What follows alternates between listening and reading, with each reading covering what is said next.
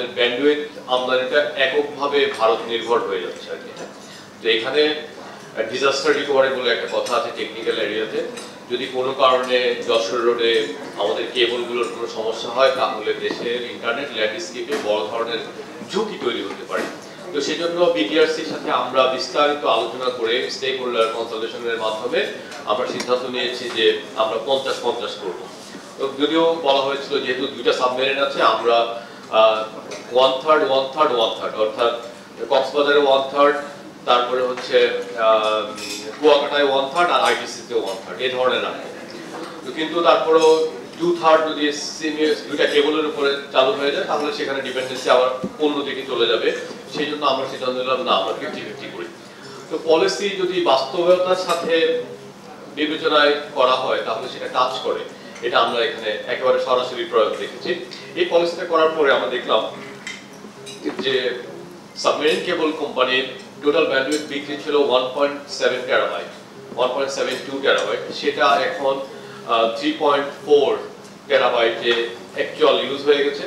আরো কিছু ক্রয়ের অর্ডার আছে, যেমন আপনারা যারা স্টারলিং 200 জিবি অর্ডার দিয়েছে, সেটা যদি ব্যবহার শুরু হয় তাহলে আমাদের রিয়েল ইন্টারনেট ইউজেস চলে যাবে 4.0 টেরাবাইটের উপরে। তো তার মানে পলিসিটা কাজ করছে। এখন আমরা কি করছি? এখন আমরা, আপনি জানেন যে সিএমইউই 6 আমাদের জন্য যে থার্ড কেবলটা আছে, সেই থার্ড কেবলটাতে যুক্ত হওয়ার জন্য আমরা ফাইনাল চুক্তিটা করে ফেলেছি। আমরা আসলে ভারত এবং পাকিস্তানের জন্য অপেক্ষা করছিলাম, কারণ ওই হুতিদের বিদ্রোহের কারণে আপনার ইয়ামান সাগরের পাশ দিয়ে, এডেন সাগরের পাশ দিয়ে তারা কেবল নিতে দিচ্ছে না। তো সেই জন্য এই প্রথমবারের মতো সাবমেরিন কেবলের একটা অংশ টেরেস্ট্রিয়াল কেবল হয়ে যাচ্ছে, অর্থাৎ সৌদি আরবের টেরেস্ট্রিয়াল ল্যান্ডকে মানে উপর দিয়ে, মরুভূমির উপর দিয়ে এটা লোহিত সাগরে গিয়ে পড়বে।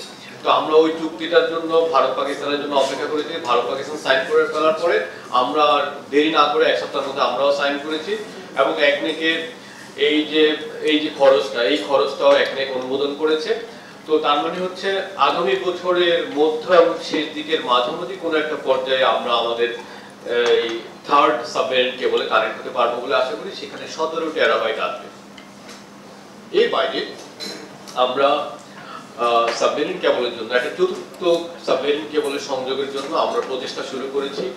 ইতিমধ্যেই সিঙ্গাপুর এমবাসি এবং সিঙ্গাপুর সরকারকে, রেসপেক্টিভ মিনিস্ট্রিকে জানানো হয়েছে আমাদের আগ্রহের কথা, তারাও আমাদেরকে এই বিষয়ে হেল্প করবে।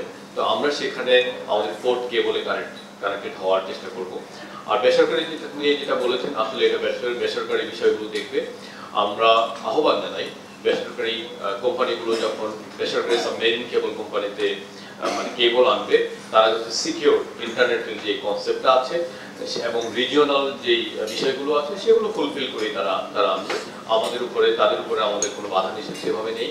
তবে সরকারের সাবমেরিন কেবল কোম্পানির সক্ষমতা কিভাবে আগামী দিনের ইন্টারনেট ল্যান্ডস্কেপ ফুটপ্রিন্ট বাড়ার সাথে সাথে আসে, সেই জন্য আমরা সর্বোচ্চ কাজ করছি। ধন্যবাদ।